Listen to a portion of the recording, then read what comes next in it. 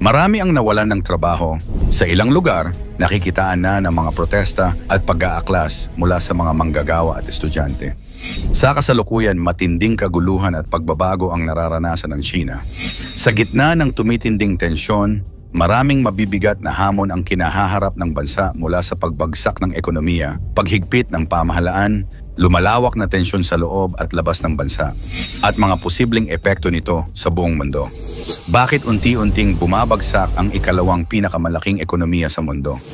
Bakit ngayon ay nababalot ito ng kaguluhan, kontrol, at pangamba? At sino na ang bagong factory of the world? Yan ang ating aalamin.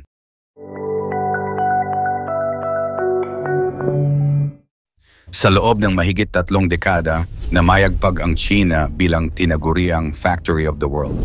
Sa panahong yon, daan-daang multinational companies ang bumuo ng kanilang mga planta at production hubs sa mga lungsod tulad ng Shenzhen, Guangzhou at Shanghai. Sa kanila, nagmumula ang malaking bahagi ng electronics, kasangkapan, kasuotan at iba pang produkto na ginagamit sa buong mundo. Subalit sa kasalukuyang dekada, unti-unti nang nabubuwag ang imaheng ito. Dumarami ang mga balita na di umano ang mga dambuhalang kumpanya tulad ng Apple, Amazon at Samsung ay nagsisimula nang iatras ang kanilang operasyon mula sa China. Sa halip, lumilipat sila sa mga bansang tulad ng India, Vietnam, Mexico at iba pa.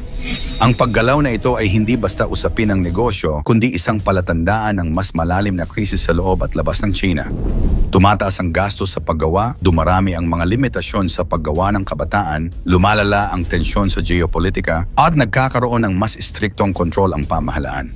Lahat ng ito ay nag-aambag sa unti-unting paghina ng dating makapangyarihang sentro ng global manufacturing. Bakit umaatras ang mga kumpanya mula sa China? Isa sa mga pangunahing dahilan ng pag-atras ng mga kumpanya ay ang tumataas na sahod ng mga manggagawa. Noong 2005, ang karaniwang sahod ng isang manggagawa sa China ay humigit kumulang $150 kada buwan. Sa kasalukuyan, pumapalo na ito sa $1,200 kada buwan, isang pagtaas na hindi naabot kaya para sa mga kumpanyang nais mapanatiling mababa ang gastos. Samantalang sa mga bansang gaya ng India at Vietnam, nananatiling nasa pagitan lamang ng $250 hanggang $300 ang buwanang sahod ng manggagawa. Sa Bangladesh, mas mababa pa, umaabot lamang sa halos $150 kada buwan. Dahil dito, mas pinipili na ng mga kumpanyang multinational ang mga bansang may mas murang labor cost. Bukod sa sahod, isang mahalagang aspeto ay ang pagbabago sa hilig at oryentasyon ng kabataang Chino. Sa panahon ngayon, mas marami na sa kanila ang ayaw ng pumasok sa pabrika. Sa halip, mas pinipili nila ang mga trabaho sa teknolohiya, serbisyo, o mga industriyang mas magaan ang pisikal na trabaho ngunit mas mataas ang kita. Dahil dito, nagkakaroon ng labor shortage sa manufacturing sector. Napipilitan tuloy ang mga kumpanya na magtaas pa ng sahod o umangkat ng mga manggagawang galing probinsya, isang hakbang na lalo pang nagpapataas ng gastos sa operasyon. Hindi rin maaaring kalimutan ang epekto ng patuloy na umiinit na tensyon sa pagitan ng China at Estados Unidos. Mula pa noong 2018, naging sentro ng global trade war ang dalawang bansang ito. Nagpataw ng mataas na taripa ang US sa mga produktong galing China, umabot pa ito sa 245% sa ilang kategorya. Tumugon din ang China sa pamamagitan ng sarili nitong mga hakbang. Dahil dito, naging mas komplikado at mas mahal ang kalakalan sa pagitan ng dalawang pinakamalaking ekonomiya sa mundo. Nagkaroon ng kaguluhan sa supply chain, nagmahal ang mga produkto, at naging mas hindi tiyak ang hinaharap ng mga kumpanyang may malalim na connection sa Chinese manufacturing system. Saan lumilipat ang mga kumpanyang umaalpas sa China? Sa gitna ng mga krisis na ito, dumarami ang kumpanyang pinipiling isagawa ang tinatawag na China Plus One strategy. Sa halip na tuluyang iwanan ang China, pinipili nilang panatilihin ang bahagi ng kanilang operasyon doon habang sabay na nagpapalawak sa ibang bansa. Ang estratehiyang ito ay isang paraan upang mabawasan ang panganib at hindi gaanong maapektuhan sakaling may mangyaring krisis sa isa sa mga production hubs. Ang India ay lumilitaw bilang isa sa mga pangunahing benepisyaryo ng paglipat na ito.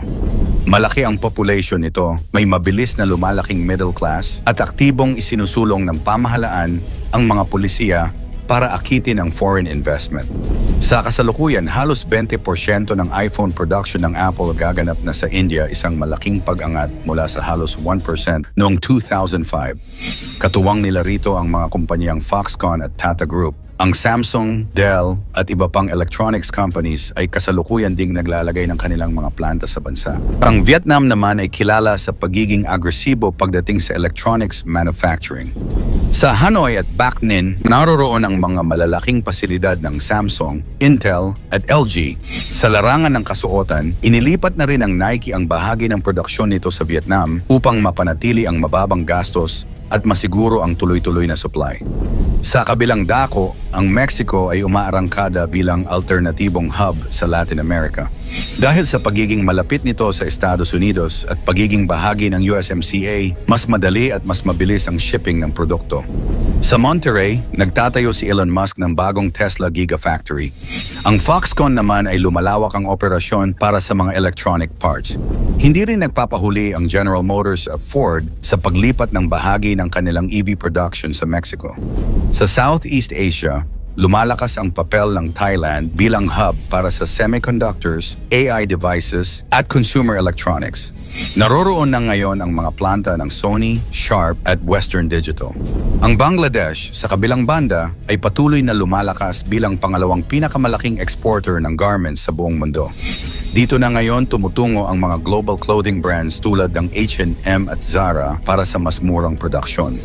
Mga epekto sa ekonomiya ng China at sa pandaigdigang pamilihan. Hindi maikakaila na ang pag-alis ng mga kompaniyang ito ay may direktang epekto sa ekonomiya ng China. Sa mga industrialisadong probinsya tulad ng Guangdong, lumobo ang unemployment rate mula 4.2% noong 2024 patungong 6.5% sa 2025. Marami ang nawalan ng trabaho at ang mga small at medium enterprises na umaasa sa export ay unti-unting nalulugi. Kasabay nito, bumagal ang pagtaas ng GDP ng China mula 6.3% pababa sa 4.8%.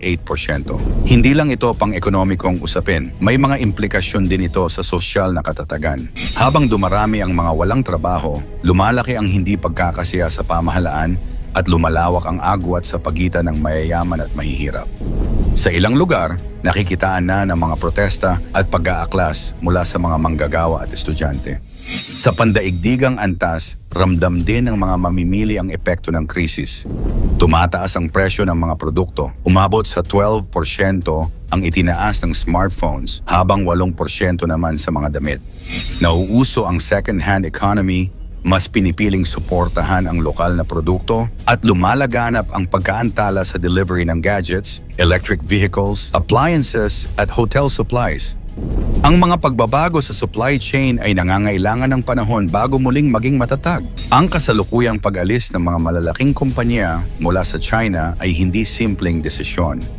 Isa itong tugon sa masalimuot na kombinasyon ng mataas na gastos, pagbabago sa demografiya at lumalalang tensyon sa politika at ekonomiya. Habang lumalakas ang India, Vietnam, Mexico, at iba pa bilang bagong sentro ng produksyon, unti-unting nababawasan ang sentral na papel ng China sa pandaigdigang ekonomiya. Para sa China, ito ay isang tawag para sa reforma at pagnilay. Para sa mga mamimili, ito ay isang panibagong hamon, mas mataas na presyo, mas mahabang hintayan, at bagong tanong tungkol sa kalidad. At para sa buong mundo, ito ay hudyat ng isang bagong yugto kung saan ang kapangyarihan sa production ay hindi na sentralisado, kundi hati-hati na sa iba't ibang rehiyon ng mundo. Kung hindi na ang China ang magiging sentro ng pandaigdigang produksyon, sa palagay mo sino ngayon ang may kakayahang humawak ng trono? Ikomento mo naman ito sa ibaba. Huwag kalimutang mag-like and share. Maraming salamat at God bless.